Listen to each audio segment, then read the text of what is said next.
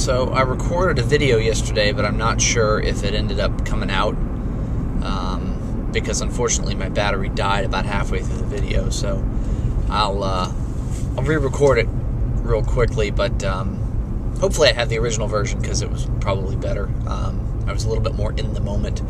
One of the issues that I had this weekend was that I had to do a brake job, and brakes can be really easy or really ridiculously tedious. And I have a Ford Fusion.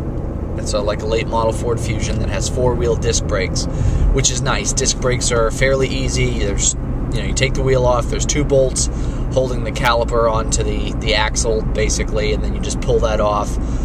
You pull the old pads out. You open up the caliper, put the new pads in, smack it back on, bolt it all back together. Not a whole lot to it.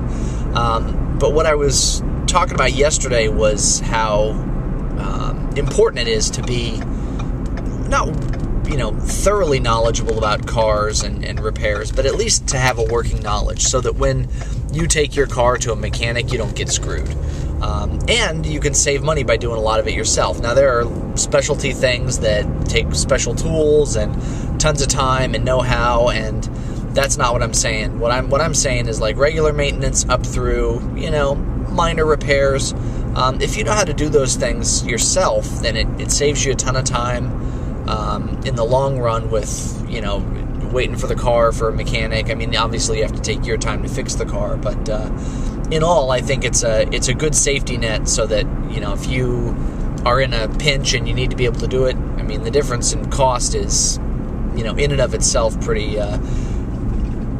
justifying. I spent about $58 on the pads, and I had this bottle of anti-squeak type stuff. You put it on the back of the pads so that they don't make noises when they grab the rotor. And I had a bottle of that already. That was probably $5 when I bought it. But I was able to crank it out myself in about 2.5 hours. I started at about 10:30 on Saturday. I was done by say 1 o'clock, maybe 1:30. Because I didn't take a break and have lunch. So if you know about cars, then you know enough that if it starts making a weird noise, you know what the noise is, or have a general idea of at least where it's coming from, so what it could be, so that when you take it to a mechanic, the mechanic doesn't say that your headlight fluid's low and you don't even understand what that is, or the fact that your headlights don't have fluid, because people can be very gullible if they're uninformed. Because mechanics make a lot of money on these repairs, and they're legitimate repairs. I mean, they're things that need to be done. And I'm not saying for 1 minute that mechanics are, screwy people that are out to, make an extra buck. What I'm saying is there are mechanics out there. My sister took her car to one because she needed a wheel bearing replaced. There are mechanics out there that are complete assholes and will try to take advantage.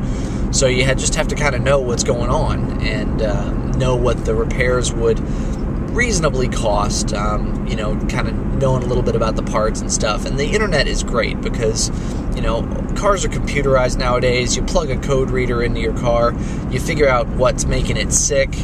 You look it up on the internet, you can look up make, model, year, and the code, and 9 times out of 10, you're going to find a website that tells you what the problem is. There are a ton of websites out there that are user groups, that are people that customize vehicles. I used to have a WRX, a Subaru, and there are tons of discussion boards out there for people who have, hacked and customized and done this, done that.